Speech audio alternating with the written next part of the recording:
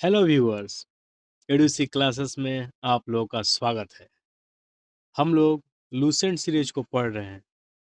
1799 दरोगा के जो वैकेंसी आया है उसके प्रीलिम्स एग्जाम तक इस लूसेंट सीरीज को ख़त्म करना है। जो लोग भी इस लूसेंट सीरीज से जुड़ना चाहते हैं और अपनी तैयारी को मजबूत करना चाहते हैं वे लोग चैनल को सब्सक्राइब कर ले ताकि टाइम टाइम पे नोटिफिकेशन मिलता रहेगा और उसके द्वारा आप लोग चैनल के माध्यम से वीडियो को देख सकते हैं और अपनी तैयारी को मजबूत कर सकते हैं। चलिए दोस्तों, आज के टॉपिक में आते हैं। आज का टॉपिक है मौर्य साम्राज्य। आज का टॉपिक क्या है? मौर्य साम्राज्य। जो लोग भी हमारे वीडियो को नहीं देखे हैं और जाएं और ये सीरीज जो चल रहा है दरोगा को लेकर 1799 दरोगा का पोस्ट को लेकर, उस पूरे पीछे वाले जो वीडियो को अच्छा से देखें और अपनी तैयारी को मजबूत करें। चलिए दोस्तों, आज के इस टॉपिक मौर्य साम्राज्य जो बहुत रोमांचक और रोमांटिक होने वाला है, इस साम्राज्य को पढ़ते हैं और समझते हैं। मौर्य साम्राज्य तो हम लोग लास्ट क्लास में पढ़े थे सिकंदर को और मगध राज्य का उत्कर्ष को। अब उसी में कह रहा है कि मौर्य वंश का संस्थापक चंद्रगुप्त मौर्य का जन्म 445 ईस्वी में हुआ था। सबसे पहले ये समझे कि मौर्य वंश का स्थापना कैसे हुआ। चलिए इस पहलू को समझते हैं। तो मौर्य वंश का स्थापना से पीछे एक कहानी है कि नंद वंश के अंतिम शासक घनानंद को मारकर, याद रखिएगा लोग, जो नंद वंश के अंतिम शासक था घनानंद को मारकर चंद्रगुप्त मौर्य ने मौर्य वंश की स्थापना की। और घनानंद को मारने में इसका एक प्रधानमंत्री जो बनता है कौटिल्य, वो इसका मदद करता है। कहानी इस कदर है कि कौटिल्य घनानंद के दरबार में रहता है और कौटिल्य को घनानंद बेइज्जत करके अपने दरबार से निकाल देता है और कौटिल्य कसम खाता है कि मैं इसके ऊपर कोई और शासक को बैठा दूंगा। तो उसने चंद्रगुप्त मौर्य का मदद करता है और चंद्रगुप्त मौर्य घनानंद को मार के मौर्य वंश के स्थापना करता है। ठीक है दोस्तों, चलिए अब हम लोग टॉपिक पे आते हैं। फिर चंद्रगुप्त मौर्य से कुछ चीज़ों हम लोग समझेंगे और पढ़ेंगे। फिलहाल इसको समझते हैं कि चंद्रगुप्त मौर्य का साथ आप लोग समझ गए होंगे कि मौर्य वंश का स्थापना घनानंद को मारने के बाद चंद्रगुप्त मौर्य करता है। तो उसी के बारे में पढ़ते हैं लोग कि चंद्रगुप्त मौर्य का जन्म। तो मौर्य वंश का संस्थापक चंद्रगुप्त मौर्य, जिसका जन्म 345 बीसी में हुआ था। याद रखिएगा लोग, 345 बीसी में हुआ था। जस्टिन ने चंद्रगुप्त मौर्य को सेंड्रोकोटस कहा है। किसने कहा है? तो जस्टिन जस्टिन जो है वो चंद्रगुप्त मौर्य को सेंड्रोकोटस कहा है, जिसकी पहचान विलियम जोन्स ने चंद्रगुप्त मौर्य से की है। ये क्वेश्चन बार बार यहाँ से क्वेश्चन पूछा जाता है कि मौर्य वंश के संस्थापक कौन था? तो चंद्रगुप्त मौर्य। तो इसका जन्म कब हुआ? तो 345 बीसी में, यानी 345 बीसी में। तो चंद्रगुप्त मौर्य को सेंड्रोकोटस किसने कहा है? तो जस्टिन ने कहा है। और इसकी पहचान किसने किया? तो विलियम जोन्स ने किया है। देखिए दोस्तों, अगर इसकी पहचान पूछेगा किसने किया था तो विलियम जोन्स, और किसने कहा था तो जस्टिन ने कहा था। ठीक है दोस्तों, चलिए आगे आते हैं। विशाखा दत्त विशाख दत्त जिसका जिसका जो कृति है मुद्रा मुद्रा राक्षस में चंद्रगुप्त मौर्य के लिए बीशल शब्द का प्रयोग किया है। अब हम लोग समझते हैं कि बीसल शब्द क्या है। जो विशाखा दत्त की एक पुस्तक है मुद्रा मुद्रा राक्षस, ठीक है, वही मुद्रा राक्षस में चंद्रगुप्त मौर्य के लिए बीसल शब्द का प्रयोग किया है। बीसल का मतलब होता है कि निम्न कुल से उत्पन्न, निम्न कुल से उत्पन्न। ठीक है दोस्तों, तो याद रखिए वो लोग किसने किया है। तो विशाखा दत्त का जो एक पुस्तक है मुद्रा राक्षस, उसी में चंद्रगुप्त मौर्य के लिए बीसल शब्द का प्रयोग किया गया है। आगे आते हैं कि घनानंद को हराने हराने में, देखिए ये फिर आ गया जो हम लोग बताए थे कि घनानंद को, यानी नंद वंश के जो अंतिम शासक था, वही घनानंद को हराने में चाणक्य, कौटिल्य या विष्णुगुप्त, कौटिल्य का अन्य नाम चाणक्य भी है और विष्णुगुप्त भी है, चंद्रगुप्त मौर्य की मदद की, जो बाद में चंद्रगुप्त का प्रधानमंत्री बना। इसके द्वारा लिखित पुस्तक अर्थशास्त्र है, जिसका संबंध राजनीति से है। जिसका संबंध किससे है? राजनीति से है। चलिए इसको हम लोग एक बार और समझते हैं। हम लोग पहले ही आप लोगों को बता दिए कि नंद वंश का अंतिम शासक घनानंद, इसको मारने के बाद चंद्रगुप्त मौर्य क्या करता है, मौर्य वंश का स्थापना करता है। और इसी घनानंद को मारने में ये जो चाणक्य या कौटिल्य या विष्णुगुप्त किसका मदद करते हैं, चंद्रगुप्त मौर्य का मदद करते हैं। और चंद्रगुप्त मौर्य का मदद, जब चंद्रगुप्त राजा बन जाता है तो कौटिल्य को यह प्रधानमंत्री बना देता है चंद्रगुप्त मौर्य। ठीक है। इसके द्वारा एक पुस्तक लिखा गया अर्थशास्त्र, जिसका संबंध किससे है, राजनीति से है। और शास्त्र में कुछ हम आपको चीजें बता देते हैं आप लोगों को, कि कौटिल्य ने सप्तांग सिद्धांत दिया है। ठीक है, कौटिल्य क्या दिया है, सप्तांग सिद्धांत।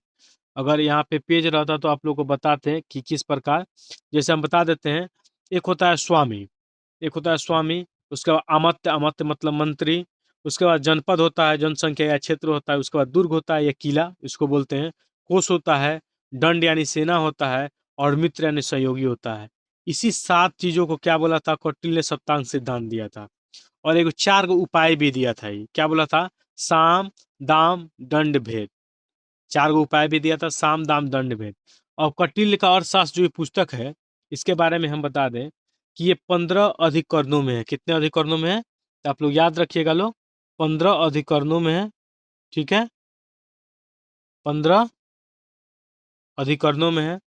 150 अध्याय में है। कितने अध्याय में है, 150 अध्याय में है। और 180 प्रकरण में है। और श्लोकों की संख्या लगभग 6000 है। तो आप लोग याद रखिएगा दोस्तों, इसके बारे में हम कुछ बता दिए। सबसे ज्यादा पूछता है कि कितने अधिकरणों में है, तो 15 अधिकरण याद रखिएगा लोग। और अब पूछेगा कितने अध्याय में, तो 150 अध्याय में। और कितने प्रकरण में, तो 180 प्रकरण में। और श्लोकों की संख्या 6000 है। चलिए दोस्तों, हम लोग आगे बढ़ते हैं।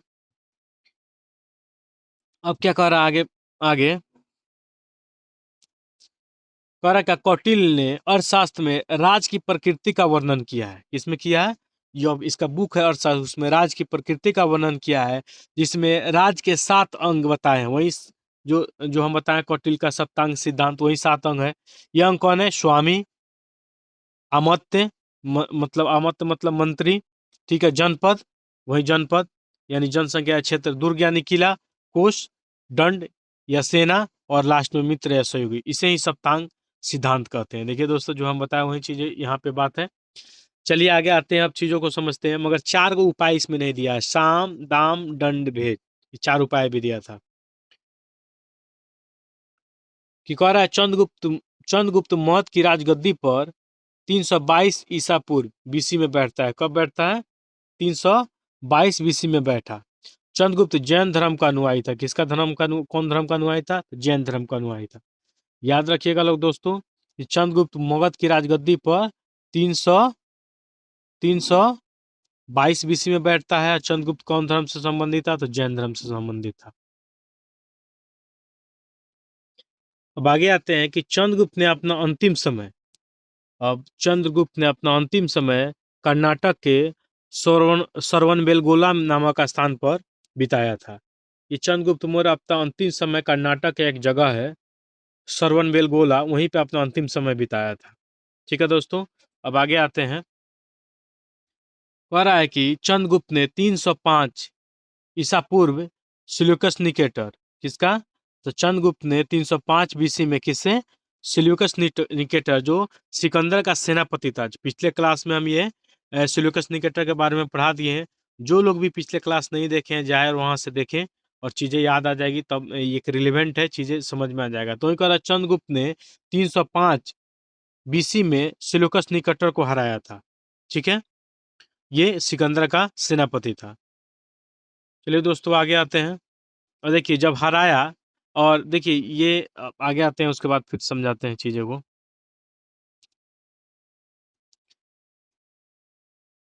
कह रहा सिकंदर सिल्यूकस निकेटर ने अपनी पुत्री कार्नेलिया की शादी चंद्रगुप्त मौर्य के साथ कर दी, और युद्ध की संधि शर्तों के अनुसार 4 प्रांत काबुल, गंधार, हेरात, मकरान चंद्रगुप्त को दिए।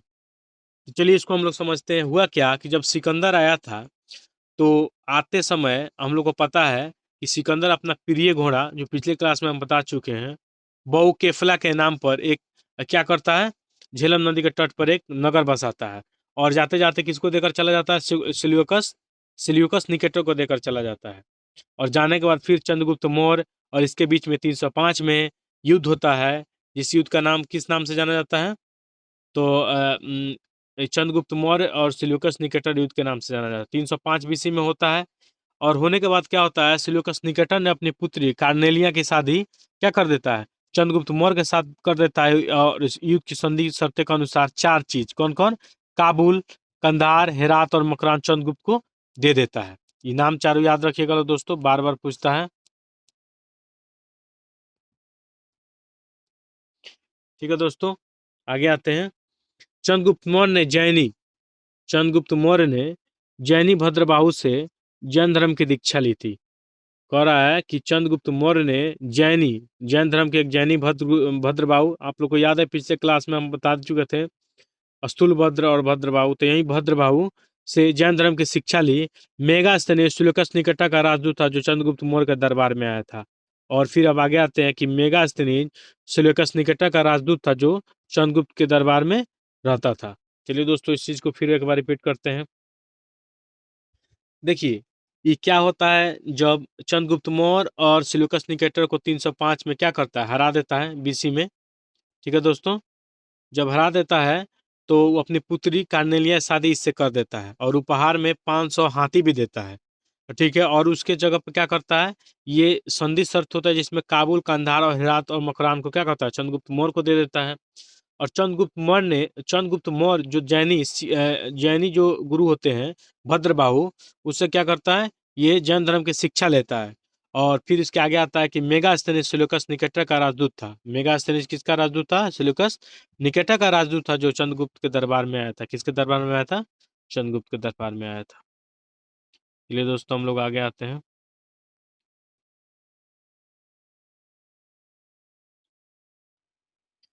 चलिए दोस्तों, आगे आते हैं, मेगास्थनीज को पढ़ते हैं। कह रहा है कि मेगास्थनीज द्वारा लिखी गई पुस्तक इंडिका है। मेगास्थनीज जी के अनुसार सम्राट का जनता के सामने आने के अवसरों पर शोभा यात्रा का रूप में जश्न मनाया जाता है। सबसे पहले समझ ले कि मेगास्थनीज कहाँ का था। तो मेगास्थनीज यूनान या ग्रीक का था, याद रखिएगा लोग। मेगास्थनीज कहाँ का था, यूनान ग्रीक का था। चलिए अब इसके बारे में समझ, इसका पुस्तक का नाम क्या है, इंडिका है। इसके पुस्तक का नाम क्या है, इंडिका है। और इसी इंडिका में जो लिखा है उसके बारे में बता रहा है कि मेगास्थनीज द्वारा लिखी गई पुस्तक इंडिका मेगास्थनीज के अनुसार सम्राट जनता के सामने आने के अवसरों पर शोभा यात्रा के रूप में जश्न मनाया जाता था। उन एक सोने की पालकी में ले जाया जाता था। उनके अंगरक्षक सोने के उनके अंगरक्षक सोने और चांदी से अलंकृत हथियारों पर सवार रहते हैं। कुछ अंगरक्षक पेड़ों को लेकर चलते हैं। इन पेड़ों पर प्रशिक्षित तोतों का झुंड रहता है जो सम्राट के सिर के चारों तरफ चक्कर लगाता है। राजा सामान्यतः हथियारबंद महिलाओं से घिरे होते हैं। उनके खाना खाने से पहले खास नौकर उसे खा खाने को चखते हैं, फिर वो राजा खाता था। वे लगातार 2 रात एक कमरे में नहीं सोते थे। 2 रात एक कमरे में नहीं सोते। सोचिए दोस्तों, राजा का कितना ये था। वे लगातार 2 रात एक कमरे में नहीं सोते थे। पाटलिपुत्र के बारे में, किसके बारे में, याद रखिएगा लोग, कि पाटलिपुत्र के बारे में, पाटलिपुत्र एक विशाल प्राचीर से घिरा है, लिखता है मेगास्थनीज, जिसमें 570 बुर्ज और 64 द्वार है। 2 और 3 मंजिले वाले लकड़ी और कच्ची ईंटें, याद रखिएगा, ये पूछता है बार बार, लकड़ी और कच्चे कच्ची ईंटों से बने हैं। राजा का महल भी काठ का बना है जिसमें पत्थर की नक्काशी से अलंकृत किया गया है। यह चारों तरफ से उद्यानों और चिड़ियों के लिए बने बसेरों से घिरा है। मेगास्थनीज लिखता है, ये पाटलिपुत्र का में लिखा हुआ है 570 बुर्ज और 64 द्वार, याद रखिएगा लोग। 3 मंजिले घर भी हुआ करते थे, 2 और 3 मंजिले, जिसमें लकड़ी और कच्ची ईंटों से बना हुआ है। ये क्वेश्चन पूछता है इसीलिए आप लोग। चलिए दोस्तों, फिर आगे आते हैं। कह रहा है क्या, चंद्रगुप्त मौर्य सिल्यूकस निकेटर के बीच में युद्ध का वर्णन एपियानस ने किया। प्लूटार्क के अनुसार चंद्रगुप्त ने सिल्यूकस को 500 हाथी उपहार में दिए। ये याद रखिएगा लोग, जो चंद्रगुप्त मौर्य और सिल्यूकस के बीच में जो सिल्यूकस मौर्य युद्ध हुआ था, ठीक है, 305 में सिल्यूकस और मौर्य युद्ध हुआ था, उसका वर्णन कौन करता है, उसका वर्णन एपियानस करता है। कौन, एपियानस करता है। मगर किसके अनुसार, क्वेश्चन पूछता है, बीपीएससी पूछ चुका है, किसके अनुसार चंद्रगुप्त ने सेल्यूकस को 500 हाथी दिया था, तो प्लूटार्क बोलता है, प्लूटार्क के अनुसार चंद्रगुप्त ने सेल्यूकस को कितने हाथी उपहार में दिए थे, 500। तो क्वेश्चन पूछा हुआ है कितने हाथी दिए थे, तो 500 हाथी दिए थे। ठीक है दोस्तों, चलिए आगे आते हैं। कह रहा चंद्रगुप्त की मृत्यु 298 बीसी में श्रवणबेलगोला में उपवास के दौरान हो गई। ये जैन जैन भिक्षु था, तो जैन परंपरा के अनुसार अपने आप को उपवास के द्वारा क्या करता है, अपने मृत्यु को त्याग कर देता है। तो चंद्रगुप्त मौर्य की मृत्यु 298 बीसी में श्रवणबेलगोला कर्नाटक में उपवास के दौरान हो गई। ठीक है दोस्तों, अब आते हैं किसको लेकर, तो बिंदुसार को लेकर अब पढ़ते हैं। किसको? बिंदुसार। ठीक है दोस्तों, ऐसा ही दोस्तों इस मेरे YouTube चैनल को लाइक और सब्सक्राइब करना ना भूलें, और जो लोग भी सीरीज को, पीछे वाले जो सीरीज को नहीं देखे हैं, जाए और वहां से उस वीडियो को कंप्लीट करें, अपनी तैयारी को बेहतर से बेहतर करें। उम्मीद है कि दरोगा पीटी से इस पूरे दरोगा पीटी होने से पहले पूरे लूसेंट को कंप्लीट कर दिया जाएगा। जब दरोगा का डेट अनाउंस हो जा रहा है तो और ज़्यादा हम लोग कवर करेंगे और चीज़ों को जल्दी जल्दी कंप्लीट करेंगे। ठीक है दोस्तों, आते हैं बिंदुसार पे। चंद्रगुप्त मौर्य का उत्तराधिकारी बिंदुसार हुआ। कौन हुआ? बिंदुसार हुआ, जो 298 298 ईसा पूर्व में मगध की राजगद्दी पर बैठा। इसे अमित घात के नाम से जाना जाता है। तो चलिए दोस्तों, अमित घात बता देते हैं। जो शत्रुओं का संहार करने वालों को अमित्र घात कहा जाता है। ठीक है दोस्तों, वही कह रहा है कि चंद्रगुप्त मृत्यु के बाद उसके बाद कौन आया? बिंदुसार आया उत्तराधिकारी बनकर, जो 298 बीसी में मगध की राजगद्दी पर बैठा। इसे किस नाम से जाना जाता है? तो अमित घात के नाम से जाना जाता है। अमित घात का अर्थ होता है शत्रु विनाशक, जो हम आप लोगों को पहले ही बता दिए हैं कि शत्रु का विनाश करने वाला। ठीक है, अब बिंदुसार। बिंदुसार आजीवक संप्रदाय का अनुयायी था। देखिए, वो चंद्रगुप्त मौर्य किसका था? जैन का था।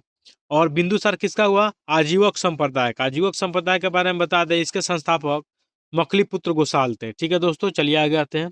देखिए, नोट पे यहाँ पे लिख ही दिया है कि आजीवक संप्रदाय की स्थापना मकलीपुत्र गोसाल ने की है। ठीक है दोस्तों, ये बार बार क्वेश्चन पूछता है, इस क्वेश्चन को आप लोग याद रखिएगा कि आजीवक संप्रदाय की स्थापना किसने किया था? तो मकलीपुत्र गोसाल। ये भी फिर से क्वेश्चन पूछा होगा कि बिंदुसार कौन सा संप्रदाय का अनुयायी था? तो आजीवक संप्रदाय का। किसका था? आजीवक संप्रदाय का। चलिए दोस्तों, हम लोग आगे बढ़ते हैं।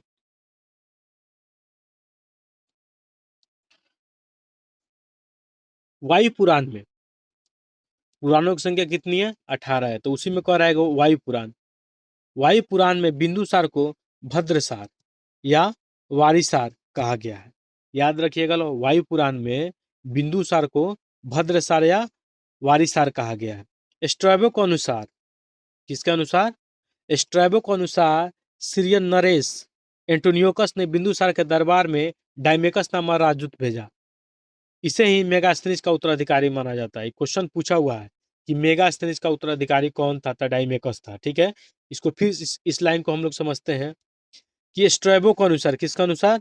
स्ट्रैबो के अनुसार सीरियन नरेश एंटोनियोकस। कौन? सीरियन नरेश एंटोनियोकस ने बिंदुसार के दरबार में डायमेकस नामक राजदूत भेजा था, और इसे ही मेगास्थनीज का उत्तराधिकारी माना जाता है। किसको माना जाता है? इसी को माना जाता है। ठीक है दोस्तों, चलिए आगे आते हैं। जैन ग्रंथों के अनुसार, जैन ग्रंथों में बिंदुसार को सिंहसेन कहा गया है। जैन ग्रंथों में किसको? बिंदुसार को क्या बोला गया है? सिंहसेन कहा गया है। याद रखिएगा लोग कि किसको सिंहसेन कहा गया है? तो बिंदुसार को कहा गया है। किसमें कहा गया था? जैन ग्रंथों में कहा गया है। बिंदुसार के शासन काल में तक्षशिला, ठीक है, तक्षशिला किसके? तो सिंधु और झेलम के नदी के बीच में है तक्षशिला। दो विद्रोह का वर्णन मिलता है। इस विद्रोह को दबाने के लिए बिंदुसार ने पहले सुसीम को और उसके बाद अशोक को भेजा था। ये क्वेश्चन बार बार क्वेश्चन पूछता है कि तक्षशिला में दो दो युद्ध हुआ था, उसमें दबाने के लिए किसको किसको भेजा था? पहले सुसीम को भेजा, बाद में अशोक को भेजा था। ठीक है, तो याद रखिएगा लोग दोस्तों कि बिंदुसार के शासनकाल में दो गो युद्ध होता है। बिंदुसार के समय तक्षशिला में दो गो। अब तक्षशिला किन दो नदियों के बीच में? तो सिंधु और झेलम के बीच में। ये भी क्वेश्चन पूछ चुका है। सिंधु और झेलम, दो दो विद्रोह में एक सुसीम और अशोक को भेजता है।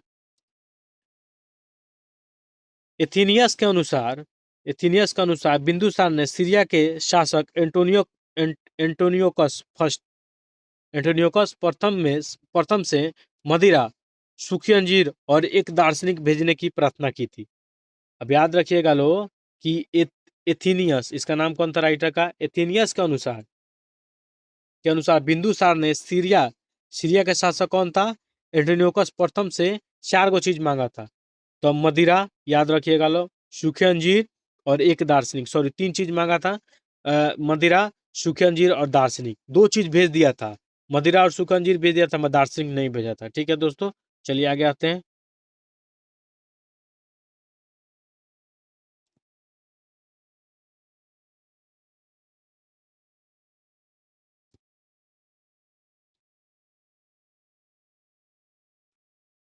अब कह रहा है क्या कि बौद्ध विद्वान तारानाथ, जो बौद्ध विद्वान था तारानाथ, तिप्ती तारानाथ, कि बौद्ध विद्वान तारानाथ ने बिंदुसार को 16 राज्यों का विजेता बताया है।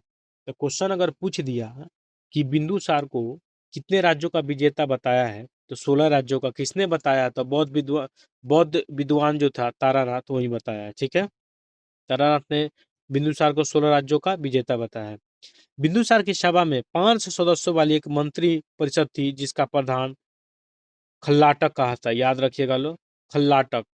याद रखना है कि बिंदुसार की सभा में 500 सदस्यों वाली एक मंत्री परिषद थी, जिसका प्रधान कौन था? खल्लाटक था। चलिए दोस्तों, यहाँ बिंदुसार का समाप्त हुआ कार्य। अब आते हैं अशोक को लेकर, जो बहुत इंपॉर्टेंट है अशोक। अब इसको हम लोग पढ़ेंगे अशोक को। अशोका द ग्रेट, अब समझिए ये कितना महान था कि अशोक पहले लगता है, बाद में ग्रेट लगता है। ग्रेट से भी मतलब महान था, ये समझ लीजिए। अशोका द ग्रेट, अशोक पहले बाद में ग्रेट, समझिए अभी कितना महान था। चलिए उसी अशोक के बारे में हम लोग पढ़ते हैं। कह रहा है कि बिंदुसार का उत्तराधिकारी अशोक महान हुआ। कौन हुआ? अशोक महान हुआ, जो 269 बीसी पूर्व मगध की राजगद्दी पर बैठा। इसके बारे में बता दे, बोला जाता है कि 99 भाइयों को एक रात में कत्ल करके ये राजा बना था। ठीक है दोस्तों, तो राजा बनने के लिए 99 भाइयों को रात भर में कत्ल करवा दिया था। वही कह रहा है कि बिंदुसार का उत्तराधिकारी अशोक महान हुआ, जो 269 बीसी पूर्व में मगध की राजगद्दी पर बैठा। अशोक की माता का नाम सुभद्रांगी था, जो दिव्या वदान के अनुसार इसकी माता का नाम क्या था? सुभद्रांगी। ये क्वेश्चन पूछ चुका है, इसीलिए याद रखिएगा। कब राजगद्दी पर बैठता है? तो 269 बीसी में बैठता है। किसके अनुसार? दिव्या वदान के अनुसार। इसकी माता का नाम क्या था? शुभद्रांगी। ठीक है, अब आगे आते हैं दोस्तों, कि राजगद्दी पर बैठने के समय अशोक अवंती का राज्यपाल था। ये क्वेश्चन पूछ चुका है कि राजगद्दी पर बैठने से पूर्व अशोक कहाँ का राज्यपाल था? तो ये अवंती का राज्यपाल था। कहाँ का? अवंती का राज्यपाल था।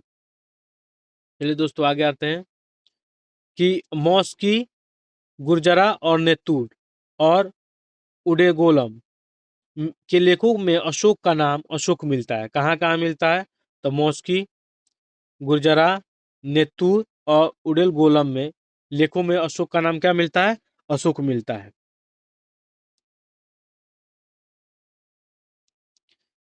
अशोक का इतिहास हमें उसके अभिलेखों से ज्ञात होता है।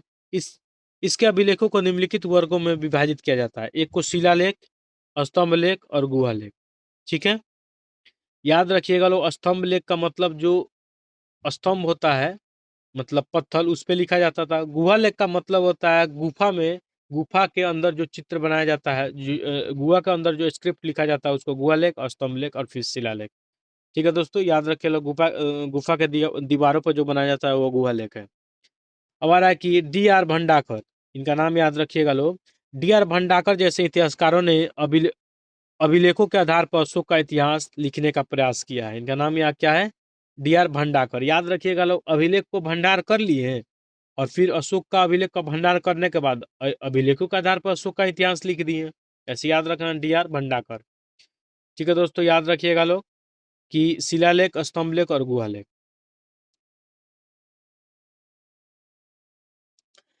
देखिए दोस्तों, यहाँ पे एक डायग्राम दिया गया, इस डायग्राम को भी हम यहीं पे समझ लेते हैं। कह रहा है कि मौर्य प्रांत और राजधानी, मौर्य प्रांत के जो राजधानी था, इसका जो क्षेत्र था, फैलाव था, वो उत्तरा पथ में राजधानी तक्षशिला थी, उत्तर में। अवंती राष्ट्र का कौन था? उज्जैनी था। कलिंग का तोसली था। दक्षिणा पथ का कौन था? सुवर्णागिरी था। और प्रासी यानी पूर्व प्रांत का पाटलिपुत्र था, जो हम लोग का एरिया वाला है। ठीक है दोस्तों, तो इसका नाम याद रखिएगा लोग। उत्तरापथ में कौन था? तक्षशिला था। ठीक है। और अवंती राष्ट्र का कौन था? उज्जैनी था। कलिंग का तोसली है। दक्षिणापथ का कौन है? सुवर्णागिरी है। और प्रासी यानी पूर्वी प्रांत का कौन है? तो पाटलिपुत्र है। ठीक है दोस्तों, अब आगे आते हैं।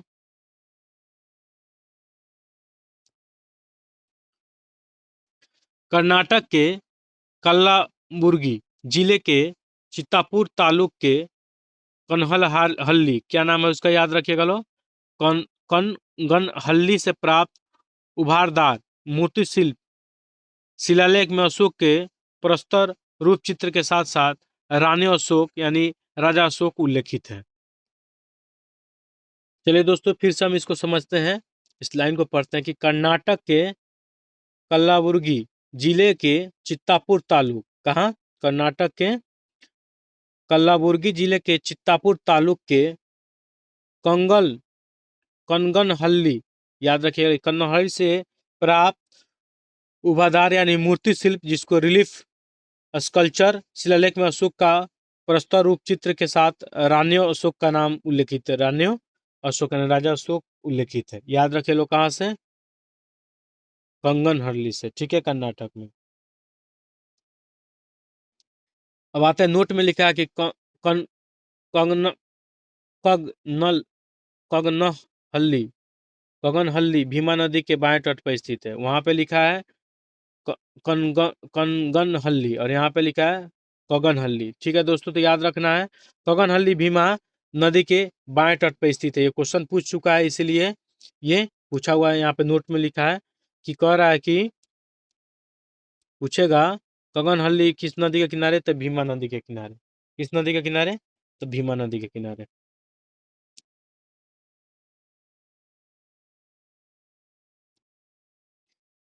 भाब्रू अभिलेख में अशोक ने स्वयं को मगध का राजा बताया है। कौन सा अभिलेख में? किस अभिलेख में अशोक ने स्वयं का राजा बताया था? भाब्रू अभिलेख में। भावुक होकर अपने आप को राजा बता दिया था। याद रखिएगा लोग, भाब्रू अभिलेख में अशोक ने स्वयं को मगध का राजा बताया है। पुराणों में अशोक को अशोकवर्धन कहा गया है। याद रखिएगा लोग, जो पुराण है 18 को, उसी पुराणों में अशोक को क्या बोला गया है? तो अशोक वर्धन कहा गया है। देवनाम प्रिय, ये देवनाम प्रिय प्रियदर्शी अशोक को ही कहा जाता है। अशोक का ही नाम है। याद रखिएगा लोग, देवनाम प्रिय या प्रियदर्शी अशोक का ही नाम है। क्या नाम है? ये क्वेश्चन पूछ चुका है कि देवनाम प्रिय या प्रियदर्शी किसका नाम है? तो अशोक का ही नाम है। ठीक है दोस्तों, आगे आते हैं। अशोक ने अपने अभिषेक के 8वें वर्ष बाद, याद रखिएगा लोग, कितने वर्ष?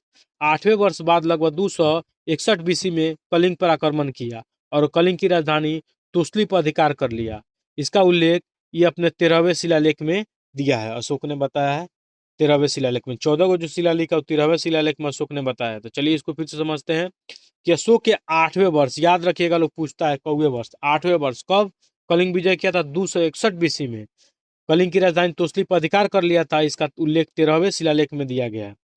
प्लिनी का कथन, क्या नाम है इसका? प्लिनी। कह रहा है कि प्लिनी का कथन है कि मिस्र का राजा फिलाडेल्फस, कौन? फिलाडेल्फस यानी टॉलमी टू ने पाटलिपुत्रा में डायनिसियस नाम का एक राजदूत भेजा था।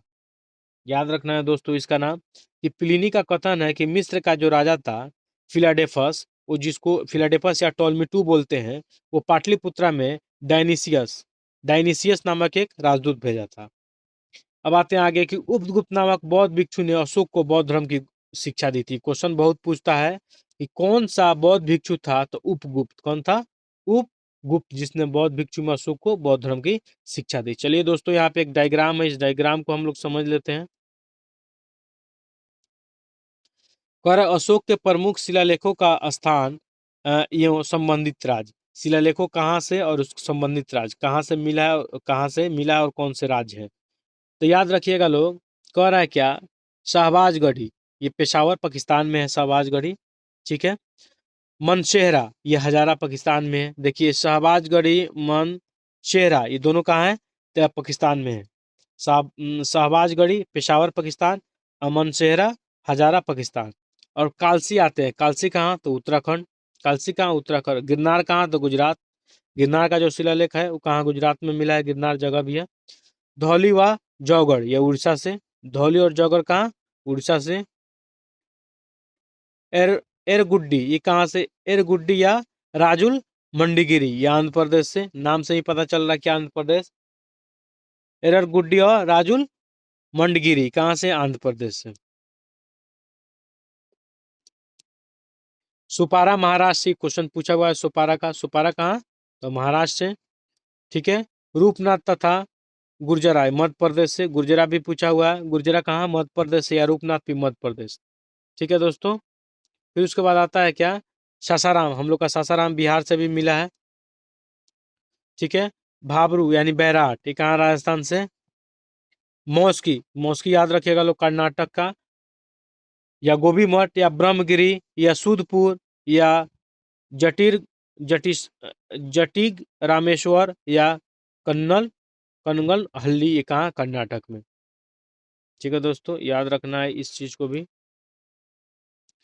और एक याद रखिएगा लोग, पालकी गुड्डू, ये भी कहाँ? कर्नाटक से। अहरौरा उत्तर प्रदेश, ये अहरौरा, अहरौरा उत्तर प्रदेश। चलिए दोस्तों, एक बार फिर से इसको समझते हैं। अहरौरा उत्तर प्रदेश,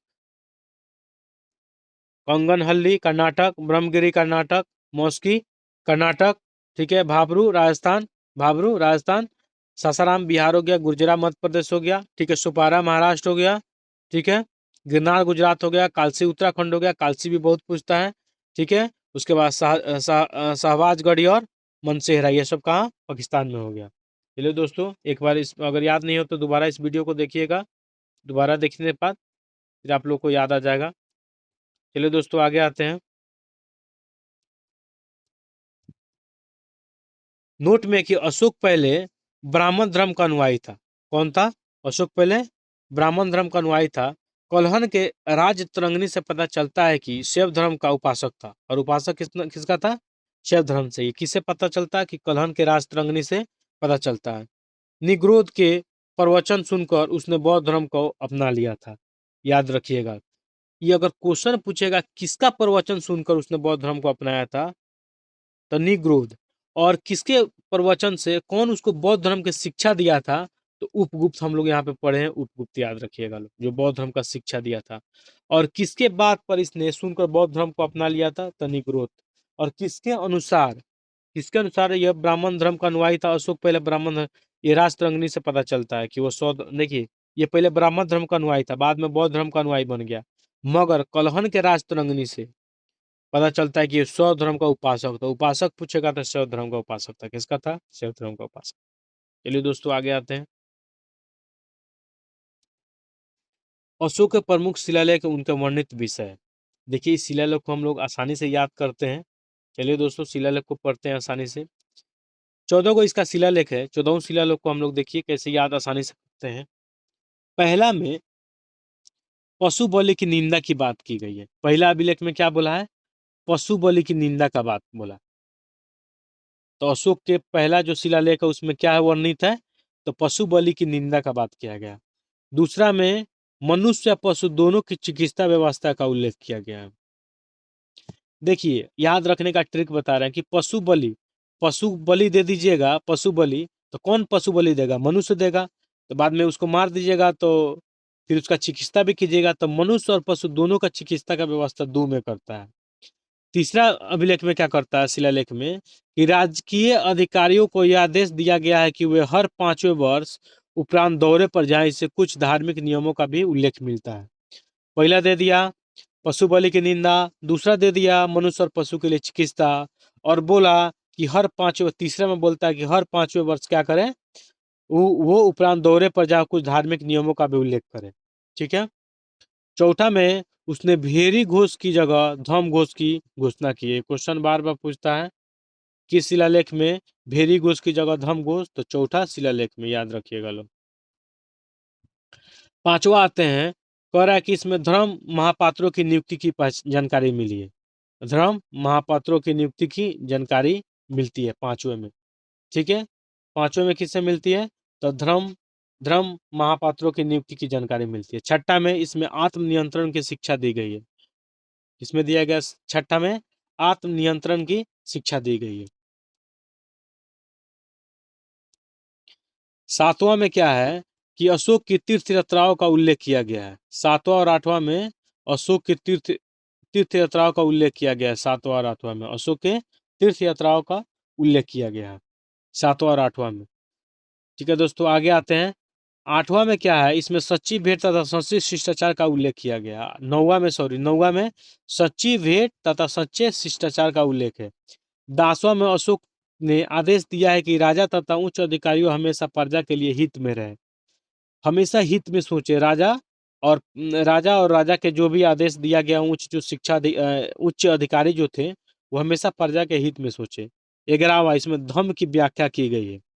याद रखिएगा, क्वेश्चन पूछता है कि धम्म की व्याख्या किसमें की गई, तो 11वां में।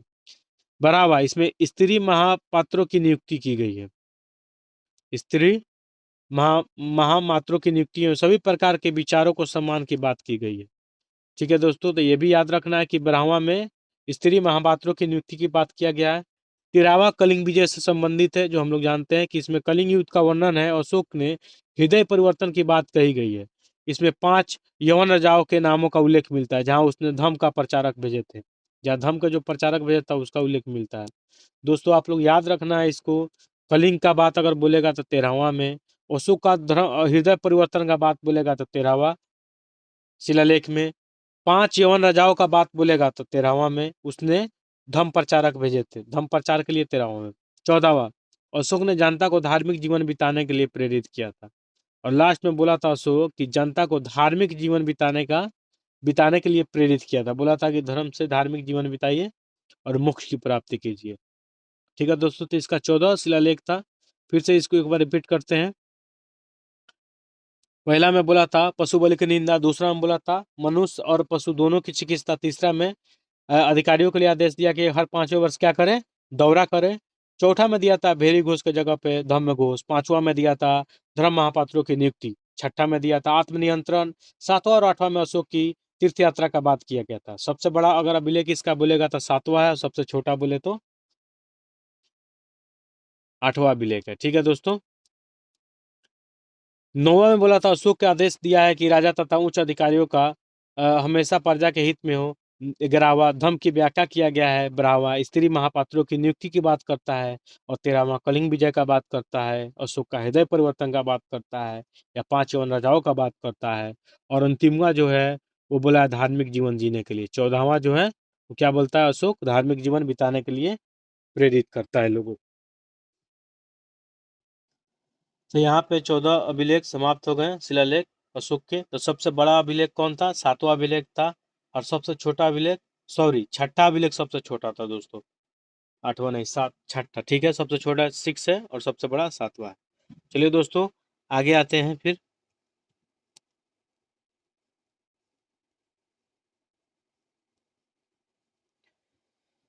अशोक एक उपासक के रूप में अपने राज्याभिषेक के 10वें वर्ष बोध गया की और 12वें वर्ष निगाली सागर की एवं 20वें वर्ष लुम्बिनी की यात्रा करता है। दोस्तों यहाँ से क्वेश्चन पूछता है, इसको फिर से पढ़ते हैं और चीजें समझते हैं कि अशोक एक उपासक के रूप में अपने राज्याभिषेक के 10वें वर्ष बोध गया आया। कौवे वर्ष आया, 10वें वर्ष।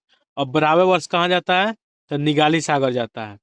और 20वें वर्ष कहाँ आता है, तो लुम्बिनी की यात्रा करता है। ठीक है दोस्तों, लुम्बिनी जहाँ महात्मा, जहाँ बौद्ध धर्म संबंधित है लुम्बिनी जगह, वहीं लुम्बिनी की यात्रा करता है। ठीक है दोस्तों, फिर आगे आते हैं। अहरौरा लेख में यह घोषणा की गई है कि अशोक व्यक्तिगत रूप से बौद्ध धर्म का अनुयायी था। आरुम्नीदेई स्तंभ अभिलेख और निगाली सागर स्तंभ अभिलेख में बौद्ध मत में अशोक की आस्था का स्पष्ट प्रमाण मिलता है। यही रुम्नीदेई स्तंभ अभिलेख जो सबसे छोटा स्तंभ अभिलेख है। ठीक है, तो याद रखना है दोस्तों कि कह रहा है कि अहरौरा लेख, ठीक है, कौन सा लेख, अहरौरा जो उत्तर प्रदेश से मिला है, इसमें घोषणा किया गया कि अशोक व्यक्तिगत रूप से बौद्ध धर्म का अनुयायी था। रुम्नीदेई स्तंभ अभिलेख और निगाली सागर स्तंभ अभिलेख में बौद्ध मत में अशोक की आस्था का स्पष्ट प्रमाण मिलता है। तो दोस्तों आप लोग याद रखिएगा कि बौद्ध धर्म के 10वें वर्ष बोध गया गया था, 12वें वर्ष निगाली सागर गया था, और 20वें वर्ष लुम्बिनी की यात्रा किया था। ठीक है दोस्तों, आगे आते हैं।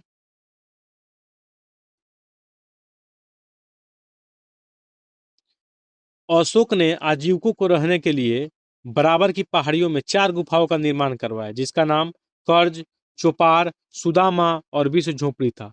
अशोक के पौत्र दशरथ ने आजीविकों को नागार्जुन गुफा प्रदान की। अशोक के 7वें स्तंभ लेख में आजीविकों का उल्लेख किया गया है तथा महामात्रों को आजीविकों के हितों के लिए ध्यान रखने के लिए कहा गया है। ठीक है दोस्तों, इसको फिर से हम रिपीट करते हैं कि याद रखिएगा लोग। अशोक ने आजीविकों को लेकर, किसको लेकर? आजीविकों को लेकर रहने के लिए बराबर की पहाड़ियां, जो जहानाबाद जिला है बिहार का, 38 जिला में से एक जिला जहानाबाद, जो गया के पास है।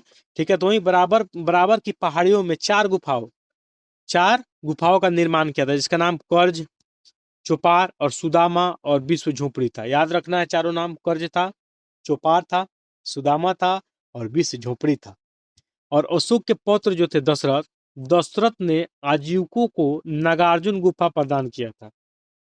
ठीक है, नागार्जुन गुफा प्रदान किया था। अशोक के 7वें स्तंभ लेख में आजीविकों का उल्लेख किया गया है तथा महापात्रों को आजीविकों के हितों का ध्यान रखने के लिए कहा गया है। ठीक है दोस्तों, चलिए अब आगे आते हैं। कह रहा है कि अशोक ने सांची के स्तूप का निर्माण करवाया। यह स्तूप बुद्ध धर्म के अवशेषों के ऊपर एक विशाल अर्ध गोलाकार गुंबद के रूप में बना है। यह मध्य प्रदेश के रायसेन जिले में सांची नगर के पास पहाड़ी पर स्थित छोटा सा गांव है। यह बेतवा बेतवा नदी के किनारे स्थित है। इस स्तूप को सम्राट अग्निमित्र शुंग ने जीर्णोद्धार किया। 1989 में यूनेस्को के विश्व विरासत धर्म में इसको शामिल किया गया था। चलिए दोस्तों, इस लाइन को फिर से समझते हैं। कह रहा है क्या कि सांची स्तूप का निर्माण किसने करवाया था? तो अशोक करवाया था। ये कहाँ पे है? तो ये अर्ध गोलाकार है और ये मध्य प्रदेश के रायसेन जिला में अवस्थित है। सांची नगर है वहां पे, वहीं पे छोटा सा गांव है जो बेतवा नदी के किनारे है। कौन सा नदी? बेतवा नदी के किनारे है। जो इस स्तूप को सम्राट अग्निमित्र शुंग ने जीर्णोद्धार जीर्णोद्धार किया और 1989 में यूनेस्को ने विश्व विरासत स्थल में इसको शामिल कर लिया। ठीक है दोस्तों, चलिए अब आगे आते हैं।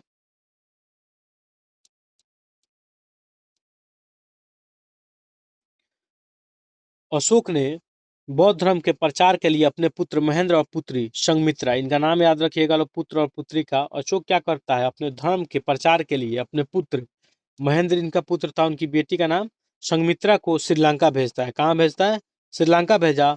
बौद्ध परंपरा और उनके लिपियों के अनुसार अशोक ने 84,000 स्तूपों का निर्माण करवाया था। याद रखना है, ये अपना बेटा और बेटी यानी महेंद्र और संघमित्रा को श्रीलंका भेजता है। कहाँ भेजता है? श्रीलंका भेजते हैं। और इसने अशोक के अनुसार ये 84 स्तूपों का निर्माण करवाया था। भारत में शिलालेख का प्रचलन सर्वप्रथम अशोक ही करता है। शिलालेख का अगर बोलेगा, भारत में शिलालेख का प्रचलन सर्वप्रथम अशोक ने किया था। किसने किया था? अशोक ने किया था।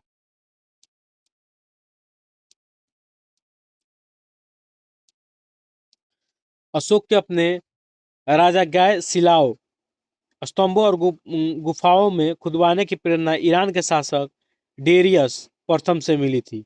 ये किससे इंस्पायर होके? तो ये जो ईरान का शासक था दोस्तों, याद रखिएगा लोग, ईरान का जो शासक था डेरियस, डेरियस प्रथम, इससे प्रभावित होकर क्या किया था?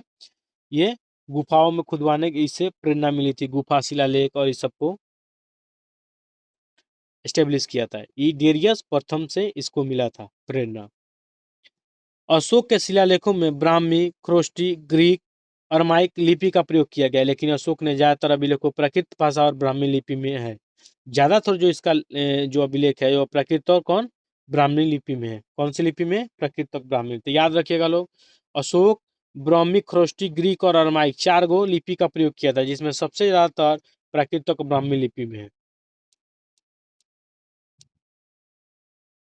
कह रहा है ग्रीक एवं अरमाइक लिपि का उल्लेख अफगानिस्तान, कहाँ? इसका जो है ग्रीक और अरमाइक, ये दोनों लिपि का अफगानिस्तान में। खरोष्टी लिपि का अभिलेख शाहबाजगढ़ी पाकिस्तान और मनसेहरा पाकिस्तान में, पेशावर के निकट उत्तर पश्चिम की ओर, और शेष भारत में ब्राह्मी लिपि के अभिलेख मिले हैं। याद रखिएगा लोग, जो ग्रीक और अरमाइक दो लिपि थे, ग्रीक और अरमाइक लिपि जो थी, अभिलेख जो थी, सॉरी, ये अफगानिस्तान से मिला। जो खरोष्टी लिपि है, जो पहले पहले दाएं से बाएं लिखी जाती है और फिर इसको 2 लाइन के बाद बाएं से दाएं लिखा जाता है। जो उर्दू जैसा लिखा जाता है खरोष्टी, वैसा ही खरोष्टी लिपि वैसा ही लिखी जाती है। ठीक है दोस्तों, तो याद रखिएगा, ये पूछा हुआ है कि दाई से बाएं की तरफ। ठीक है, याद रखना है कि ग्रीक और अरमाइक लिपि का अभिलेख अफगानिस्तान से, खरोष्टी लिपि का अभिलेख शहबाजगढ़ी एवं मनसेहरा पाकिस्तान से मिला है, और शेष कहाँ, ब्राह्मी लिपि का भारत से मिला है। देखिए यहाँ पे नोट करके लिख दिया है, खरोष्टी लिपि बाईं से दाएं की ओर लिखी जाती है, जो एग्जाम में बार बार क्वेश्चन पूछता है। अशोक के शिलालेखों को 3 भागों में बांटा गया है, शिलालेख, स्तंभ लेख और गुहा लेख, जो हम बता दिए हैं। ठीक है, कि स्तंभ लेख जो पत्थर के एथी पर लिखा जाता है, और गुहा लेख जो गुफा होता है उसके अंदर लिखा जाता है। ठीक है, दीवारों पे। अशोक के शिलालेखों की खोज 1750 में पाद्रेट्री फेंथेलर इनका नाम था। ठीक है, और अशोक के शिलालेख की खोज 1750 में पादेत्री पाद्रेटी फेंथेलर ने किया। इनकी संख्या 14 है। अशोक के अभिलेख पढ़ने में सबसे पहली सफलता 1837 में जेम्स प्रिंसेप को हुई। ये याद रखना है दोस्तों, इनका नाम बहुत पूछता है कि सर्वप्रथम अशोक का अभिलेख किसने पढ़ा था, तो उसका नाम था 1837 में जेम्स प्रिंसेप पढ़ा थे। इनके अभिलेख को, अशोक के अभिलेख को पढ़ा था। इसकी संख्या कितनी है, 14 है। मगर सर्वप्रथम अगर इसका खोज बोलेगा तो 1750 में कौन करता है, पाद्रेट्री फेंथेलर करते हैं। कौन, फैन थेलर करते हैं। मगर पढ़ने का अगर बोलेगा किसको मिलता है, तो जेम्स प्रिंस से, जो बार बार क्वेश्चन पूछता है। अशोक स्तंभ लेखों की संख्या 7 है। स्तंभ लेखों की संख्या कितनी है, 7 है, जो केवल ब्राह्मी लिपि में लिखी गई है। ये 6 अलग अलग स्थानों से प्राप्त हुआ है। जो इसका स्तंभ लेख है 7 है, जो ब्राह्मी लिपि में लिखा गया है। ठीक है दोस्तों, चलिए हम लोग पहले इसको इस थोड़ा डायग्राम को पढ़ते हैं, तब फिर ये आपको 7 स्तंभ लेखों को पढ़ेंगे। पहले इसको हम लोग खत्म करते हैं कि अर्थशास्त्र में वर्णित जो तीर्थ है उसको लिखा बताते हैं थोड़ा सा। कह रहा कि अर्थशास्त्र में वर्णित तीर्थ, मंत्री प्रधानमंत्री हुआ करता था। पुरोहित जो था धर्म और दान विभाग का प्रधान था। याद रखना, ये क्वेश्चन बार बार यहाँ से कुछ कुछ क्वेश्चन पूछे जाते हैं। जैसे सेनापति कौन था, तो सैन्य विभाग का प्रधान था सेनापति। युवराज कौन था, जो राजपुत्र होता था। दौबारी कौन था, तो राजकीय द्वार रक्षक था, जो रक्षा करता था द्वार का। तो अंतर्वेदी कौन था, तो ये था अंतपुर का अध्ययन करने वाला। समाहर्ता कौन था, ये बार बार पूछता है। समाहर्ता आय का संग्रह करता है। ठीक है, संनिधाता कौन था, राजकीय कोषाध्यक्ष था। प्रशासता कौन था, कारागार का अध्यक्ष था। और परदेष्टि कौन था, तो कमिश्नर था। कौन था, कमिश्नर था। और पौर कौन था, नगर का कोतवाल था। पौर कौन था, नगर का कोतवाल था। व्यवहारिक प्रमुख कौन हुआ करता था, तो ये थे न्यायाधीश था। नायक कौन होता था, व्यवहारिक कौन था, प्रमुख न्यायाधीश था। नायक कौन था, नगर रक्षा का अध्यक्ष था। कर्मांतिक कौन था, उद्योग और कारखानों का अध्यक्ष था। मंत्री परिषद कौन था, तो अध्यक्ष था। याद रखना है, मंत्री परिषद। दंडपाल तो सेना का सामान एकत्र करने वाला था। दुर्गपाल दुर्ग का रक्षक था। अंतपाल का तो सीमावर्ती दुर्गों का रक्षक। देखिए दोस्तों बार बार कुछ कुछ चीजें क्वेश्चन पूछता है, जैसे कि मंत्री परिषद कौन, तो अध्यक्ष इसका हुआ करता था। फिर आते हैं मंत्री, तो प्रधानमंत्री हुआ करता था। सेनापति तो सैन्य विभाग का प्रधान हुआ करता था। युवराज यानी राजपुत्र हुआ करता था। समहर्ता बताई दिया, आय का संग्रह करता होता। तो इसे दोस्तों याद रखिएगा लोग। ठीक है, अब आगे आते हैं, तो जो 7 स्तंभ लेख है उसको भी हम लोग पढ़ते हैं। ठीक है दोस्तों, चलिए आते हैं। कह रहा है कि प्रयाग स्तंभ लेख, प्रयाग स्तंभ लेख, यह पहले कौशाम्बी में स्थित था। कहाँ था, कौशाम्बी में स्थित था। इस स्तंभ लेख को अकबर ने इलाहाबाद के किले में स्थापित किया। यह स्तंभ स्तंभ मूल रूप से अशोक द्वारा 232 ईसा पूर्व में स्थापित कराया गया था। यह बलुआ पत्थर से बना है। इसकी ऊंचाई लगभग 10.6 मीटर है। इस पर 3 कालखंडों के अभिलेख अंकित है। अशोक का मूल धर्म लेख ब्राह्मी लिपि में है। जो उसका अशोक का मूल धर्म लेख है, जो ब्राह्मी लिपि में है। ठीक है, गुप्त सम्राट चंद्रगुप्त की, गुप्त सम्राट समुद्रगुप्त की प्रयाग प्रस्तुति अभिलेख में, यानी 4वीं सदी ईसा ईस्वी की संस्कृत में कवि हरिसेन द्वारा रचित गया है। मुगल सम्राट जहांगीर का लेख 605 में, और यह स्तंभ भारतीय इतिहास में 3 महायुगों मौर्य, गुप्त और मुगल का क्या है, संगम है, और मुगल का अद्भुत संगम है। चलिए दोस्तों इसको फिर से समझते हैं हम लोग। तो प्रयाग स्तंभ लेख ये पहले कौशाम्बी में था। कहाँ था? कौशाम्बी में स्थित था। इस स्तंभ लेख को अकबर ने इलाहाबाद किले में स्थापित किया, याद रखिएगा लोग। प्रयाग स्तंभ लेख को पहले कौशाम्बी था, किसने लाया था? तो अकबर ने इलाहाबाद में स्थापित किया था। यह अशोक 232 ईसा पूर्व में स्थापित कराया था। यह बलुआ पत्थर से निर्मित है, ठीक है। यह 3 कालखंडों में विभाजित है। पहला कालखंड अशोक का मूल धर्म ब्राह्मी लिपि में है। गुप्त सम्राट समुद्रगुप्त की प्रयाग प्रस्तुति अभिलेख जो उसके दरबारी कवि हरिसेन द्वारा लिखा गया है, वो चौथी सदी ईस्वी की संस्कृत में लिखा गया है, याद रखिएगा लोग, ठीक है। मुगल सम्राट जहांगीर का लेख जो है 1605 में, यह स्तंभ भारतीय इतिहास के 3 महायुगों मौर्य, गुप्त और मुगल अद्भुत संगम है। ये तीनों का इस पे प्रयाग स्तंभ अभिलेख का उल्लेख है। चलिए दोस्तों आगे आते हैं। दिल्ली टोपारा स्तंभ लेख। कौन है दिल्ली टोपारा स्तंभ लेख? यह मूलतः हरियाणा के यमुनानगर जिले में टोपरा कला गांव में स्थित है। यह 1356 ईसा के आसपास में फिरोज शाह तुगलक ने टोपरा कला गांव से हटाकर दिल्ली फिरोज शाह कोटला किले में स्थापित करवाया। यह बलुआ पत्थर का बना है और इसकी ऊंचाई लगभग 13 मीटर है। इस स्तंभ पर अशोक के सातों प्रमुख स्तंभ लेख एक साथ उत्तीर्ण है, जो कि अन्य अशोक स्तंभों से विशिष्ट बनाता है। अन्य स्तंभों पर अधिकतम 6 ही लेख मिलते हैं। इस स्तंभ लेख के अन्य नाम हैं जैसे भीमसेन की लाट, दिल्ली शिवालिक लाट, सुनहरी लाट और फिरोजा शाह की लाट। तो दोस्तों याद रखना है कि दिल्ली टोपरा स्तंभ लेख को कहाँ, हरियाणा के यमुनानगर जिले में टोपरा कला गांव में स्थापित था अशोक, मगर 1356 के आसपास 1356 के फिरोज शाह तुगलक ने टोपरा कला गांव से हटाकर कहाँ ला दिया? तो दिल्ली के फिरोज शाह कोटला ला दिया, ठीक है। ये बलुआ पत्थर से निर्मित है। यह अशोक के सातों प्रमुख स्तंभ लेख इस पे उत्कीर्ण है, जिसमें इसको अन्य नामों से भी जानते हैं जैसे भीमसेन की लाट, दिल्ली शिवालिक लाट या सुनहरी लाट या फिरोज शाह की लाट। चलिए दोस्तों आगे आते हैं।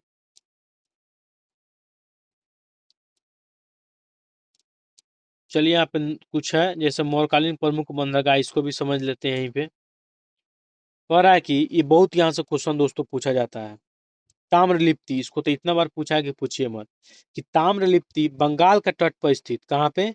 बंगाल का तट पर स्थित एक बंदरगाह था जो दक्षिण पूर्व एशिया के साथ व्यापार के लिए प्रसिद्ध था।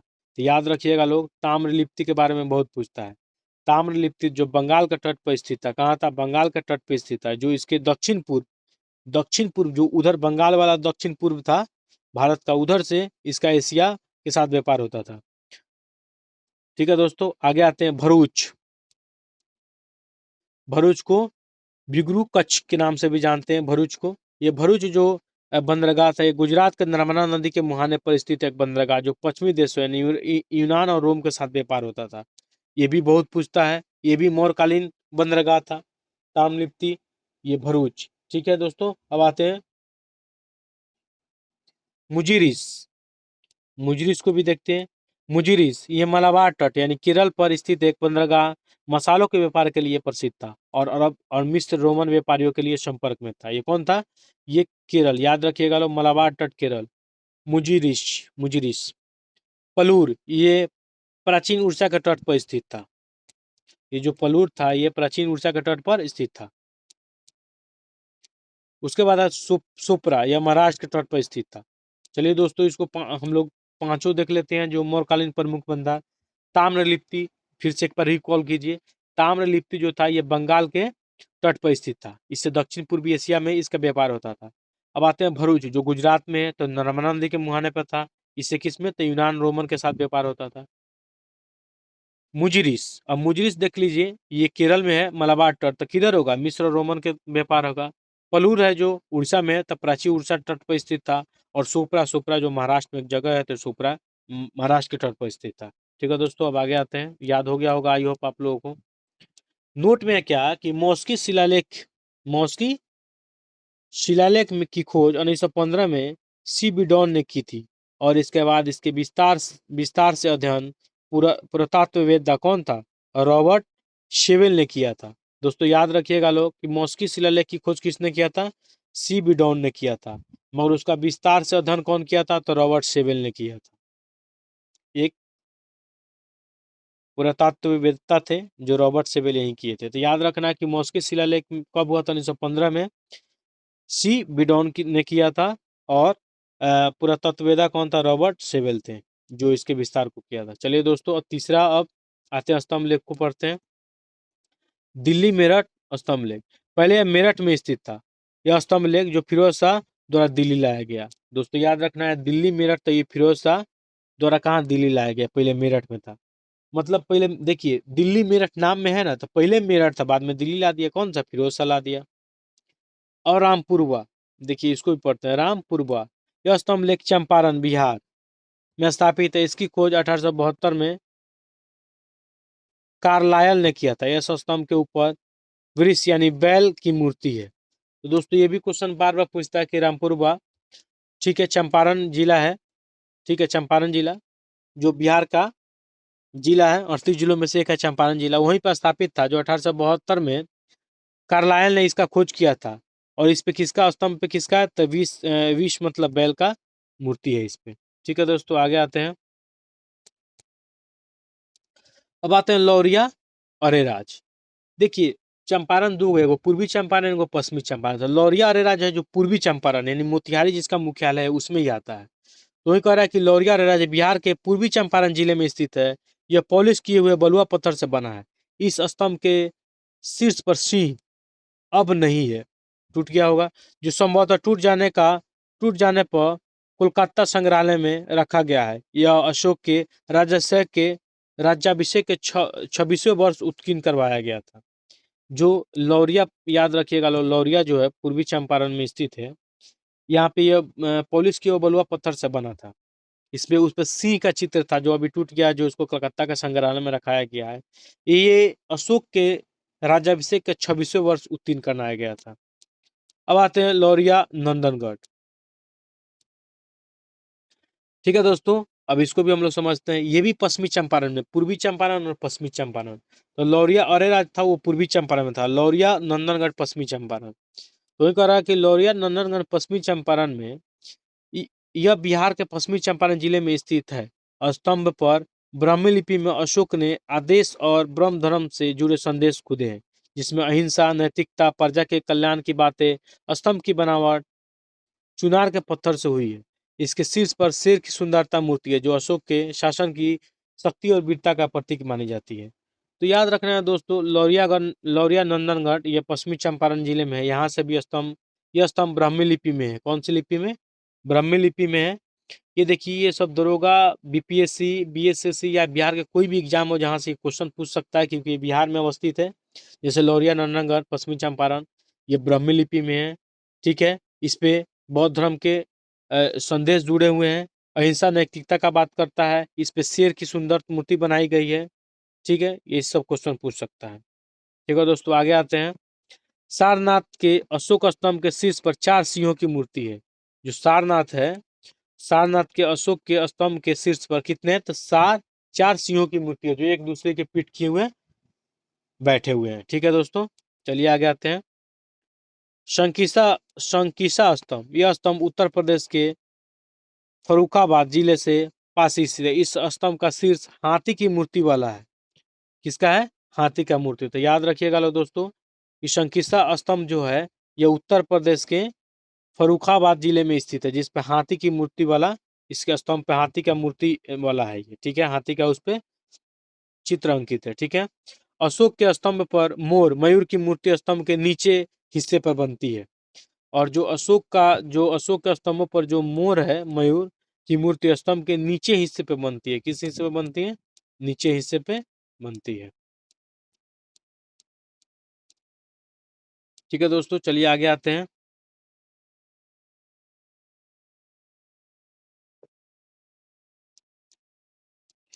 अब कह रहा है कि कौशाम्बी अभिलेख को रानी का अभिलेख कहा जाता है। ये क्वेश्चन इतना पूछता है कि किस अभिलेख को रानी का अभिलेख कहा जाता है? तो कौशाम्बी अभिलेख को रानी का अभिलेख कहा जाता है। किसको? तो कौशाम्बी अभिलेख को रानी का अभिलेख कहा जाता है। अशोक का 7वां अभिलेख सबसे लंबा अभिलेख है, जो हम बता चुके हैं। सबसे छोटा कौन है? छठा अभिलेख है। तो अशोक का 7वां अभिलेख सबसे लंबा है। अशोक का सबसे छोटा स्तंभ लेख रुम्नीदेही है। कौन है?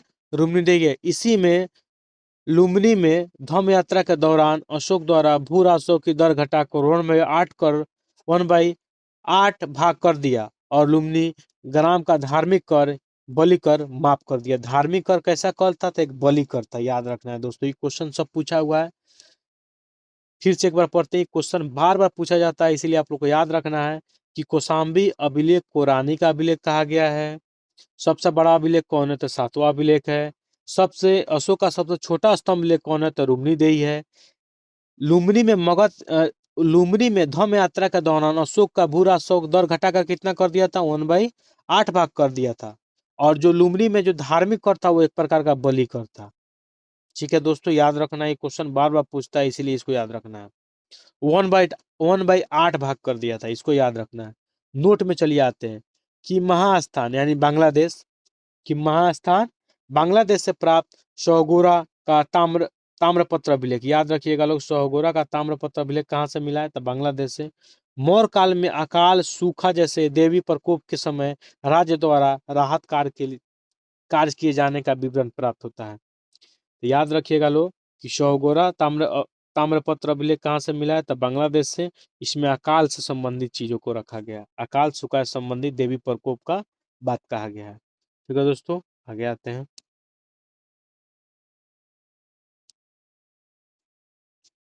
प्रथम पृथक शिलालेख में यह घोषणा किया गया है कि सभी मनुष्य मेरे बच्चे हैं। याद रखना है कि दोस्तों, सभी मनुष्य मेरे बच्चे हैं, किसमें घोषणा किया गया है? तब प्रथम पृथक शिलालेख में किया गया है। अशोक का शार ए कुना यानी कंदहार है एक प्रकार का, कि अशोक का शार ए कुना, जिसको कंदहार के शार ए कुना अभिलेख यानी कंदहार अभिलेख ग्रीक एवं अरमाइक भाषाओं से प्राप्त हुआ है। याद रखना है दोस्तों कि अशोक का शार ए कुना यानी कंदहार अभिलेख ग्रीक और अरमाइक भाषाओं से प्राप्त हुआ है। तो शार ए कुना यानी कंदहार अभिलेख किस भाषा में? ग्रीक और अरमाइक भाषा में। साम्राज्य में मुख्यमंत्री या पुरोहित की नियुक्ति से पूर्व इनके चरित्र को काफी जांचा परखा जाता था, जिसे उपदा परीक्षण कहा जाता था। देख लीजिए, उस समय भी कंपटीशन था दोस्तों, इसलिए अपने तैयारी को इतना मजबूत रखिए कि कोई भी एग्जाम या कोई भी ऐसा प्रशिक्षण आए जिसमें हम लोग क्या करें, कामयाबी मिले और उस बाधा को हम लोग क्रॉस करें। ठीक है दोस्तों, तो ये एग्जाम है, इसको इसको एकदम पेशेंस रख के पढ़ते जाना है, एकदम कामयाबी मिलेगी और जरूर मिलेगी। तो उसी प्रकार बोल रहा है कि मुख्यमंत्री एवं पुरोहित की नियुक्ति के पूर्व इनके चरित्र को काफी जांचा परखा जाता था, जिसे उपदा उपदा प्रशिक्षण कहा जाता है। क्या बोला जाता है? उपदा प्रशिक्षण कहा जाता था। सम्राट की सहायता के लिए मंत्री परिषद होती थी, जिसमें सदस्यों की संख्या 16, 12, 12, 16, 20 की हुआ करती थी। कितना हुआ करती थी? 12, 16 और 20 हुआ करती थी। याद रखना है दोस्तों कि सम्राट की सहायता के लिए जो मंत्री परिषद हुआ करती थी, उस सदस्यों की संख्या 12, 16 और 20 हुआ करती थी। और शास्त्र में शीर्षस्थ अधिकारियों के रूप में तीर्थ का उल्लेख किया गया, जिसमें महापात्र भी कहा जाता है। इसकी संख्या 18 थी। कितनी थी? 18 थी। और शास्त्र में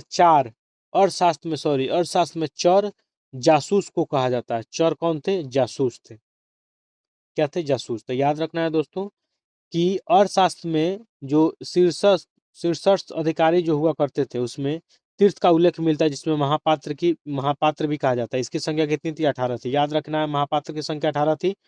इसमें अर्थशास्त्र में चर मतलब क्या होता था? जासूस होता था। चर मतलब क्या होता था? जासूस होता था। अशोक के समय मौर्य साम्राज्य में प्रांतों की संख्या 5 थी। याद रखना है दोस्तों, ये भी क्वेश्चन पूछा हुआ है कि अशोक के समय में प्रांतों की संख्या कितनी थी? तो 5 थी। प्रांतों को चक्र कहा जाता था। प्रांतों को चक्र कहा जाता था। प्रांतों के प्रशासक कुमार या आर्यपुत्र या राष्ट्रिक थे। कौन थे? राष्ट्रिक थे, जो राजा का बेटा हुआ करता था। जो भी प्रांत में उसकी संख्या 5 थी उस समय, जिसको चक्र कहा जाता था। अब प्रांतों का प्रशासन कुमार या आर्यपुत्र, जो राजा का पुत्र हुआ करता था, राष्ट्रीय कहलाते थे। ठीक है, वही होते थे। अब दोस्तों चलिए आगे आते हैं कि प्रांतों का विभाजन विषय में किया गया था, जो विषय पति के अधीन होते थे। जो प्रांत का विभाजन हुआ था तो विषय में किया गया था, जो इसके मालिक हुआ करता था, किसके अधीन हुआ करता था, विषय पति के अधीन हुआ करते थे। प्रशासन की सबसे छोटी इकाई ग्राम थी, जिसका मुखिया ग्रामीण कहलाता था। प्रशासकों में सबसे छोटा गोप था, जो 10 ग्रामों का शासक संभालता था। चलिए दोस्तों इसको एक बार फिर समझते हैं कि प्रांतों का विभाजन किसमें, विषय में किया गया था। क्वेश्चन पूछा हुआ है कि प्रांतों का विभाजन किसमें, तो विषय में। और विषय का कौन होता था, किसका अधीन, तो विषय पति का अधीन होता था। प्रशासन की सबसे छोटी इकाई ग्राम थी, जिसका मुखिया कौन था, ग्रामीण था। और प्रशासकों में सबसे छोटा गोप कौन था, जो 10 ग्रामों का शासन संभालता था। प्रशासक में सबसे छोटा गोप था, कौन था, गोप था। सबसे छोटा अगर प्रशासकों में कौन था, तो गोप था, जो 10 ग्रामों का प्रशासन संभालता था। कह रहा है कि मेगा स्टडीज के अनुसार नगर का प्रशासन 30 सदस्यों का एक मंडल करता था, जो 6 समितियों में विभाजित था। 6 × 25 यानी 5-5 सदस्य होते थे। याद रखना है दोस्तों। बिक्री कर के रूप में मूल्य का 10वां भाग वसूला जाता था। मतलब बिक्री कर के रूप में टैक्स जो 10वां भाग वसूला जाता था, इसे बचाने वालों को मृत्यु दंड दिया जाता था। ठीक है दोस्तों। मेगा सीरीज के अनुसार एग्रोनोमाई मार्ग निर्माण का अधिकारी हुआ करता था। अब देखिए चलिए इस चीज को हम लोग फिर समझते हैं। यहाँ पे लोग मिस्टेक कर जाते हैं। जैसे मेगा स्तनिज के अनुसार नगर का प्रशासन कितने सदस्यों का मंडल हुआ करता था, 30 सदस्यों का, जिसमें कितनी समितियां थी, 6 समितियां थी और 5-5 सदस्य होते थे। 6 × 25 हो गया। बिक्री कर के रूप में कौवा भाग था, 10वां भाग था। और जो भी इसको बचाता था उसको मृत्यु दंड दिया जाता था। और मेगा स्तनिज के अनुसार जो एग्रोनोमाई कौन था, तो मार्ग निर्माण था, ना कि आप लोग कृषि संबंधित है। याद रखिए लोग, मार्ग निर्माण, सड़क निर्माण करने वाला मार्ग निर्माण अधिकारी हुआ करता था एग्रोनोमाई। ये बहुत कंफ्यूज करता है, यहाँ पे बार बार लोग ऑप्शन गलत मार देते हैं। तो आप लोग याद रखिएगा दोस्तों कि मेगा सीरीज के अनुसार जो एग्रोनोमाई एग्रोनोमाई कौन था, तो मार्ग निर्माण अधिकारी था। चलिए आगे आते हैं कि जस्टिन के अनुसार चंद्रगुप्त मौर्य की सेना ने लगभग 50,000 अश्वरोधी सैनिक और 9,000 हाथी और 8,000 रथ थे। मतलब जस्टिन कहता है कि चंद्रगुप्त मौर्य की सेना में लगभग 50,000 घोड़ा सैनिक थे, 9,000 हाथी थे और कितना, 8,000 रथ थे, जस्टिन के अनुसार। ठीक है दोस्तों। चलिए आगे आते हैं। कह रहा है क्या कि जस्टिन नामक यूनानी लेखक के अनुसार चंद्रगुप्त ने अपनी 6 लाख की फौज से सारे भारत को रौंद दिया। कितने, 6 लाख की फौज से सारे भारत को रौंद दिया। यह बात सही भी हो सकती है और नहीं भी, लेकिन यह सही है कि चंद्रगुप्त ने पश्चिमोत्तर भारत को सिल्यूकस की गुलामी से मुक्त कराया था। जस्टिन ने चंद्रगुप्त मौर्य की सेना को लुटेरों की सेना कहा। देखिए दोस्तों, यहाँ से क्वेश्चन पूछा जाता है बार बार कि किसके अनुसार 6 लाख फौज थी, तो जस्टिन के अनुसार। मगर कितना सही है कितना गलत, ये कहना उचित नहीं है। लेकिन यह जरूर उचित है कि पश्चिमोत्तर भारत में सिल्यूकस निकेटर से गुलामी से कौन, चंद्रगुप्त मौर्य क्या किया था, मुक्त कराया था। ठीक है। और जस्टिन क्या बोलता है कि चंद्रगुप्त मौर्य की जो सेना थी वो लुटेरों की सेना थी। क्या बोला, लुटेरों की सेना बोला है। जस्टिन बोला है चंद्रगुप्त मौर्य की सेना को क्या बोला है, लुटेरों की सेना बोला है। चलिए दोस्तों आगे आते हैं। कह रहा है क्या है, युद्ध क्षेत्र में सेना का नेतृत्व करने वाला अधिकारी कौन हुआ करता था, नायक कहलाता था। सैन्य विभाग का सबसे बड़ा अधिकारी एक सेनापति होता था। प्लिनी नामक यूनानी लेखक के अनुसार चंद्रगुप्त की सेना लगभग जो कितना थी, 6 लाख पैदल सिपाही, 30,000 घुड़सवार और 9,000 हाथी थे। कितना, याद रखिएगा लोग, 6 लाख पैदल सिपाही, 30,000 घुड़सवार और 9,000 हाथी थे। ये कौन बोलता है, प्लिनी के अनुसार। ठीक है दोस्तों। और याद रखिएगा सैन्य विभाग का सबसे बड़ा अधिकारी कौन हुआ करता था, तो सेनापति हुआ करता था। चलिए दोस्तों आते हैं कुछ डायग्राम को समझते हैं। देखिए इस डायग्राम को हम लोग पहले समझते हैं कि प्रशासनिक समितियां और उसके कार्य। ये बहुत समिति पूछता है और उसका कार्य पूछता है। तो जो 6 समिति थी, 6 × 25 5-5 सदस्यों वाली, तो प्रथम जो समिति थी उसका जो काम था उद्योग एवं शिल्प कार्य का निरीक्षण करना, पहला समिति जो था। दूसरा विदेशियों की देखरेख करता था। तीसरा जन्म मरण का विवरण रखता था। चौथा व्यापार और वाणिज्य की देखभाल करता था। पांचवा जो समिति था वो निर्मित वस्तुओं का विक्रय और निरीक्षण करता था। और छठा था जो बिक्री कर वसूल करता था। देखिए प्रशासनिक समितियां, उनके कार्य, प्रशासनिक उस समय जो प्रशासनिक इकाई समितियां थी, देखिए उनका कार्य क्या था। ये सब काम ऐसा एक टीम बांटा गया था, समझ लीजिए एक टीम था सदस्यों का, जो उस समय व्यवस्था को मजबूत बनाए रखा था और व्यवस्था को चलाने में मदद करता था। पहला था उद्योग और शिल्प कार्य के लिए, पहला उद्योग। दूसरा विदेशियों की देखरेख के लिए। तीसरा जन्म मरण के लिए। चौथा व्यापार वाणिज्य की देखरेख के लिए। पांचवा निर्मित वस्तुओं के विक्रय और निरीक्षण के लिए। पांचवा बिक्री कर के लिए। इसको कैसे याद रखना है? पहले उद्योग और शिल्प का बात करेगा, तो उद्योग और शिल्प तो विदेशी मशीन मंगा लेगा एक तरह समझ लीजिए विदेशियों की देखरेख के लिए। तो फिर जन्म मरण, कितना लोग जन्म मरण हुए, उसके बाद फिर व्यापार में भेजेगा, व्यापार वाणिज्य, फिर उसका क्या टैक्स, उसका निर्मित वस्तु का विक्रय निरीक्षण करेगा और फिर बिक्री कर वसूल करेगा। ठीक है दोस्तों, ऐसे याद रखिएगा लोग। चलिए आते हैं यहाँ पर भी देखते हैं कि सैन्य समिति और उनके कार्य। ठीक है, इनके भी छह जो समिति था उसको देखते हैं। ये सैन्य समिति था।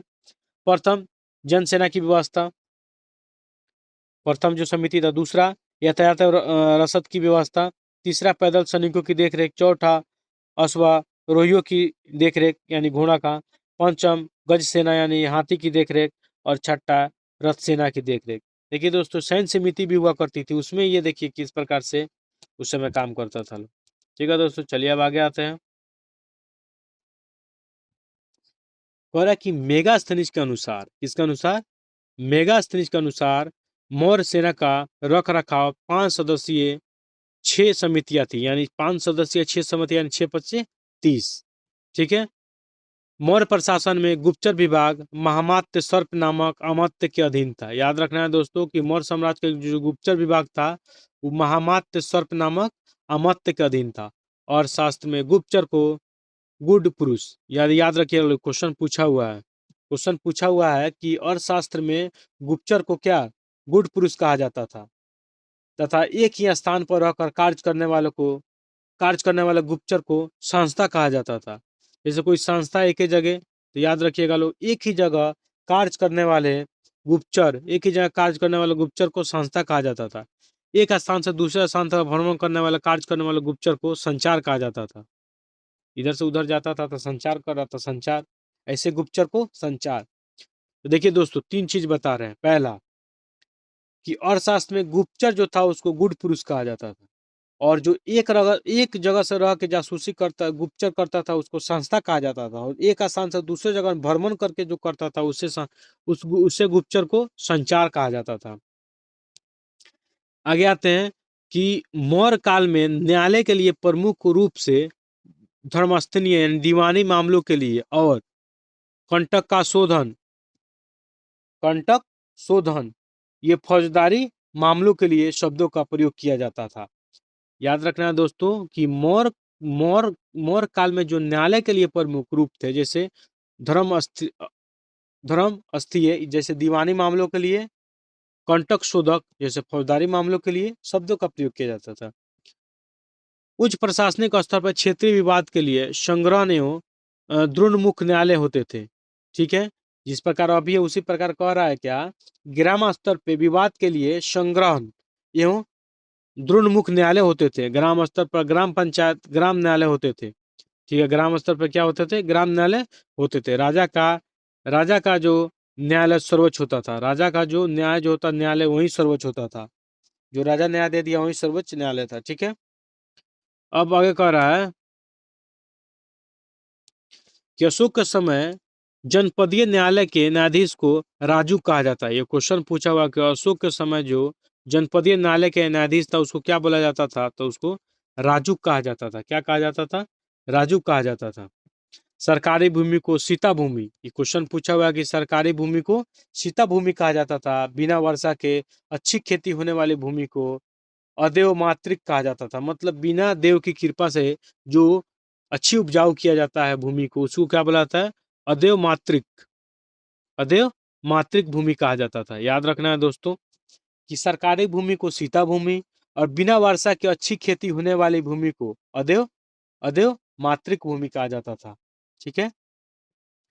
मौर्य काल में द्रोण अनाज के माप के लिए प्रयोग होता था। मौर्य काल में जो द्रोण क्या था, वो अनाज के माप के लिए प्रयोग होने वाला एक मापदंड था।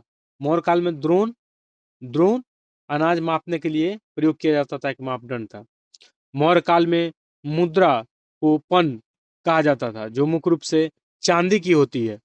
इसके अलावा तांबे की मुद्रा को माशक यानी मशक कहा जाता है।